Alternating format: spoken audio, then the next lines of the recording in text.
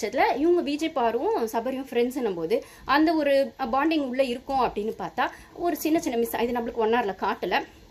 அங்கங்கே ஒரு சின்ன சின்ன மிஸ் அண்டர்ஸ்டாண்டிங் வந்துருச்சு சபரிக்கும் பாருக்கும்.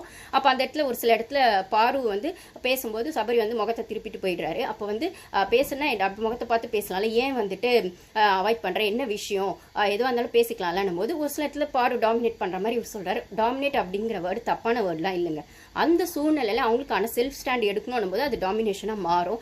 எல்லாருக்கும் பவுண்டரிஸ் இருக்கும். ஆனால் அந்த பவுண்டரிஸ் யாருக்கு எந்த லெவல் அப்படிங்கிறத பொறுத்து தான் இருக்குது. இப்போ ஒன்றுமே இல்லை, இப்போ திவாகர் சார் வந்து ரம்யா ஜோ அது சொல்லும் போது அந்த கண்ட்ரி இது அந்த வேர்ட்ஸ் எல்லாம் சொல்லும் போது அது வந்து அரோரா ரொம்ப ஜஸ்ட் லைக் தட் எடுத்துக்கிட்டாங்க. அவங்களுக்கு அது ட்ரிகர் ஆகலை, ஆனால் இவங்களுக்கு ட்ரிகர் ஆச்சு. ஆப்வியஸாக அது கண்டென்ட்காக அவங்க பண்ணது, அது ஒரு வேற விஷயம். ஆனால் எல்லாருக்குமே அதை வந்து பொறுத்துக்குவாங்களான்னு கேட்டால் அந்த டாலரன்ஸ் லெவலுங்கிறது அவங்களுக்கான பவுண்டரி செட் பண்ணியிருப்பாங்க, இவ்வளோதான் அப்படின்னு.